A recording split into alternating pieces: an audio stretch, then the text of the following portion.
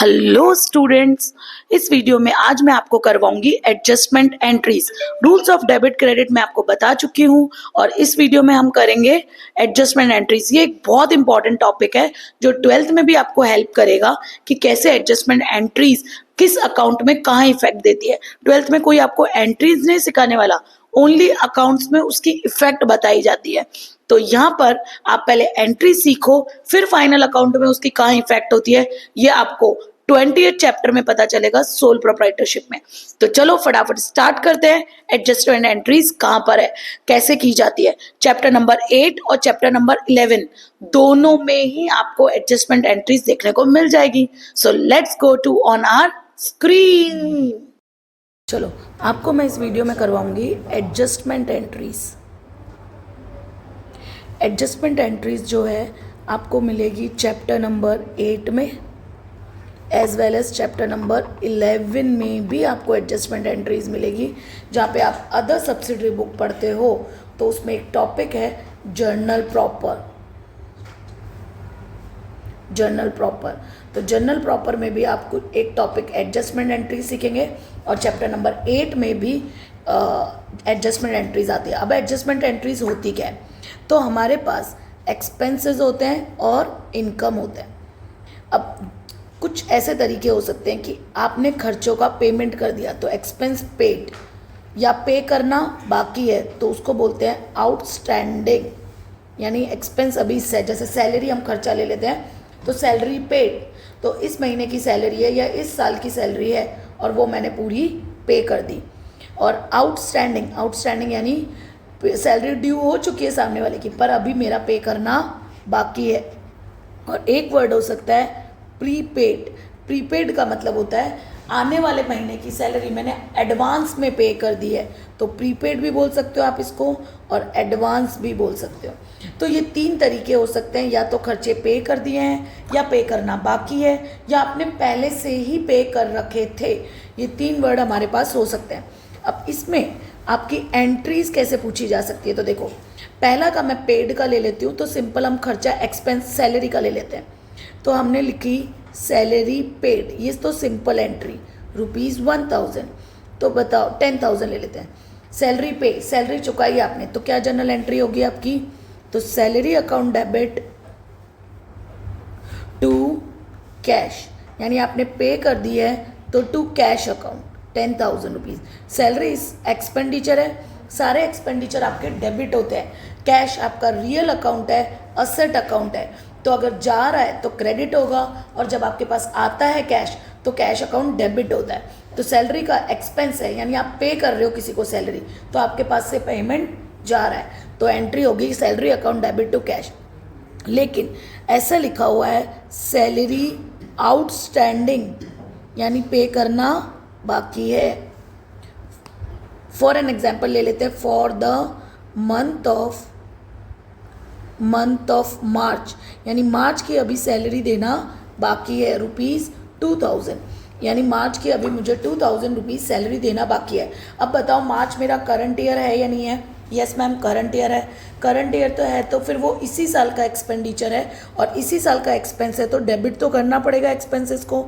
तो salary account debit to, अब outstanding salary जो है आपका, वो यहाँ पे देखो ध्यान से देखना, वो क्या होता है आपका यहाँ पे लाइबिलिटी होता है। क्या होता है, लाइबिलिटी, क्योंकि पे करना बाकी है और पे करना बाकी है तो वो क्या है आपका लाइबिलिटी। और प्रीपेड, अगर आपने एडवांस में चुका रखा है तो वो क्या होती है आपकी असेट्स, समझे। तो इसको आउटस्टैंडिंग सैलरी को मेरे को यहाँ क्या बनाना पड़ेगा, लाइबिलिटी बनाना पड़ेगा, और सारी लाइबिलिटी क्या होती है, क्रेडिट होती है। तो एंट्री हो जाएगी salary account debit to outstanding salary account 2000 से, ठीक है। अगर आप इन दोनों की कंबाइन एंट्री एक पास करना चाहते हैं तो आप ऐसे पास करेंगे, salary account debit to cash 10,000 चुका दी एंड टू आउटस्टैंडिंग सैलरी 2,000 चुकाना बाकी है, यानी टोटल मेरा इस साल का खर्चा कितना है सैलरी का 12,000। तो अगर आप इसकी कंबाइंड जर्नल एंट्री करना चाहते हैं तो मेरा टोटल इस साल का खर्चा है सैलरी अकाउंट डेबिट 12,000, जिसमें से मैंने पे कर दी है तो टू कैश अकाउंट 10,000 और टू आउटस्टैंडिंग सैलरी, OS यानी outstanding, to outstanding salary account 2000, total 12,000 का खर्चा है। 12 में से मैंने, ये इधर रखना थोड़ा, 12 में से मैंने 10 पे कर दिया और 2 पे करना बाकी है। इसको बोलते हैं कंबाइंड जर्नल एंट्री। क्या बोलते हैं? Combined journal entry. ओके, तो इन दोनों एंट्रीज को मिला के मैं एक एंट्री भी कर सकती हूँ। ओके, चलो थर्ड है आपका प्रीपेड यानी एडवांस, यानी जो मैंने सैलरी चुकाई है उसमें बाद में पता चला कि उसमें से कुछ सैलरी एडवांस में दी थी, तो वो कुछ ऐसे होगा प्रीपेड, क्वेश्चन कुछ ऐसे होगा, प्रीपेड या एडवांस सैलरी ऑफ ₹1,500, यानी आपने जो सैलरी चुकाई है उसमें से 1,500 रुपये इस साल के एक्सपेंडिचर है ही नहीं, वो कमिंग ईयर के थे, आपने इसी साल उसको खर्चा मान लिया, तो एंट्री होगी prepaid salary account debit, prepaid salary account debit to salary account 1,500। इसको आप क्या बना लेंगे? एसेट। आपने एडवांस में चुका रखा है तो इसको क्या बना लोगे आप? एसेट। और सारी एसेट क्या होती है आपकी? डेबिट। ध्यान रखना, ये देखो एसेट, और सारी एसेट क्या होती है आपकी? डेबिट। और ये है आपकी लाइबिलिटी, और सारी लाइबिलिटी क्या होती है आपकी? क्रेडिट। तो आउटस्टैंडिंग सैलरी को आप लाइबिलिटी बनाओगे, ये रहा, और प्रीपेड सैलरी को आप एसेट बनाओगे, ये रहा। ठीक है, तो जो सैलरी, क्योंकि वो इस साल का खर्चा नहीं था, तो आपने जब सैलरी पे की थी तो आपने एंट्री करी होगी salary account debit to cash, यानी उसको खर्चा मान लिया, लेकिन वो इस साल का खर्चा नहीं है, तो मेरे को उसको ख़त्म करने के लिए क्या करना पड़ेगा? क्रेडिट करना पड़ेगा। अंडरस्टूड? तो ये एक्सपेंस के लिए 3 हो सकते हैं, या तो चुका दिया, या चुकाना बाकी है, या फिर एडवांस में चुका रखा है। अब सेम 3 बातें इनकम के लिए भी हो सकती हैं। क्या क्या? या तो इनकम मिल गई तो रिसीव्ड, क्या वर्ड आएगा? रिसीव्ड, यानी मिल चुकी है, या फिर मिलना बाकी है तो ड्यू बट नॉट रिसीव्ड, तो उसको बोलते हैं अक्रूड, सॉरी क्या बोलते हैं? अक्रूड। और एक हो सकता है आपको एडवांस में मिल गया हो, तो उसको प्रीपेड नहीं लिख सकते, उसके लिए एडवांस ही वर्ड लिखना पड़ेगा, एडवांस इनकम। ठीक है, अक्रूड वर्ड का मतलब होता है ड्यू बट नॉट रिसीव्ड, और एडवांस का मतलब होता है रिसीव्ड इन एडवांस। पेड थोड़ी इनकम है,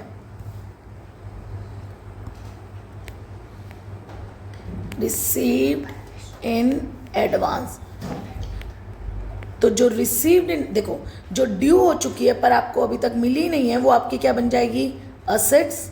और सारी असेट्स क्या होती है? डेबिट।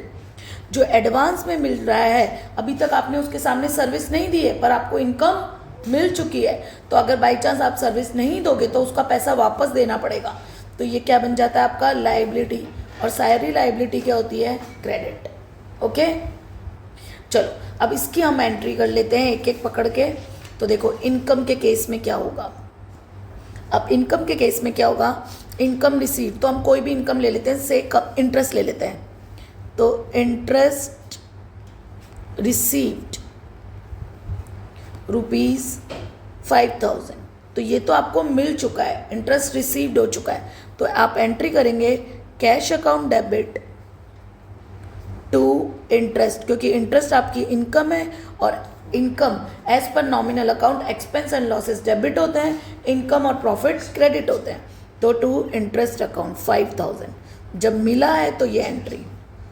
ठीक है, अब अक्रूड इंटरेस्ट यानी ड्यू बट नॉट रिसीव, यानी मिलना चाहिए था पर अभी तक मिला नहीं है, तो उसको क्या बनाना पड़ेगा? एसेट बनाना पड़ेगा, तो वहां पे आएगा अक्रूड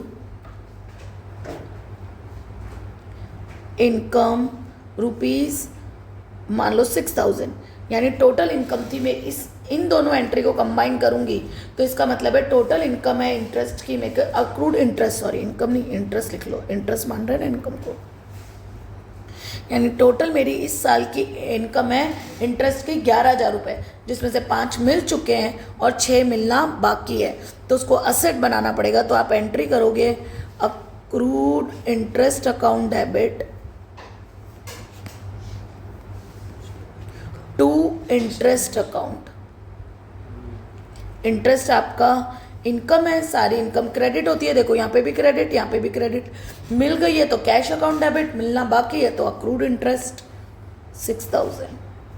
तो इन दोनों की मैं एक कंबाइन एंट्री भी कर सकती हूँ, और वो कंबाइन एंट्री होगी cash account debit accrued interest account debit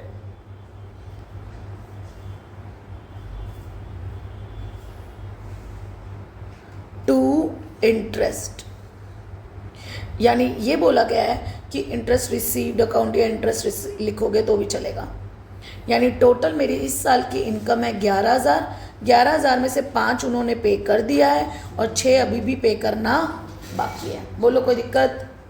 okay, अब ले लेते हैं एडवांस। यानी अगर आपने एडवांस में मिल गई है तो इसको बोलेंगे एडवांस इंटरेस्ट रिसीव्ड ₹1,000। यानी जो आपको इंटरेस्ट मिला है उसमें से 1,000 इस पीरियड की इनकम नहीं थी, आने वाले पीरियड की इनकम आपको एडवांस में ही मिल गई है, तो वो आपकी क्या बन के रहेगी? लायबिलिटी। अब जब मिली होगी तो आपने क्या एंट्री करी होगी? Cash account debit to interest. तो आपने क्रेडिट कर दिया, लेकिन वो इस पीरियड की तो इनकम है ही नहीं, तो उसको क्लोज करने के लिए वापस क्या करना पड़ेगा? डेबिट करना पड़ेगा। तो एंट्री हो जाएगी इंटरेस्ट रिसीव्ड अकाउंट डेबिट या इंटरेस्ट अकाउंट डेबिट टू, और लायबिलिटी बना लो एडवांस इंटरेस्ट अकाउंट 1,000। ठीक है, क्योंकि जब आपने मिला होगा तो आपने ये वाली एंट्री पास की होगी, ये वाली। अब इसमें आपने क्या करा? Cash account debit to interest, 5,000 को पूरा इस साल का मान लिया। बाद में आपको पता चला नहीं भाई, इसमें 1,000 रुपये तो आने वाले पीरियड के हैं, वो इस साल के नहीं है, तो जो क्रेडिट किया था उसको क्लोज करने के लिए डेबिट करो और उसको क्या बना लो? लायबिलिटी बना लो। ठीक है, तो आप यहाँ पे रिसीव नहीं लिखोगे तो भी चलेगा, तो वहाँ पे मैंने इंटरेस्ट लिखा है इसलिए। तो interest account debit to advance interest. Okay, तो ये है आपकी एडजस्टमेंट एंट्रीज, जो एक्सपेंस के लिए 3 हो सकते हैं और इनकम के लिए 3 हो सकते हैं। ये दो जो होती हैं, सॉरी 1 मिनट खाली, हाँ, ये जो 2 होती हैं आपकी आउटस्टैंडिंग और प्रीपेड, ये एडजस्टमेंट एंट्री है, और इनकम के लिए ये जो होती है ये 2 आपकी एडजस्टमेंट एंट्री। रिसीव पेड की तो नॉर्मल जनरल एंट्री, वो तो मैंने आपको समझाने के लिए, अगर आपको स्क्रीनशॉट लेना है इस चार्ट का तो आप ले सकते। डन। ये बहुत इंपॉर्टेंट है, 12th में भी काम आता है, इसलिए आप अच्छे से समझ लो और ढंग से कर लो। फिर भी आपको कोई दिक्कत है तो you can ask me in the comment box. Thank you, have a nice day.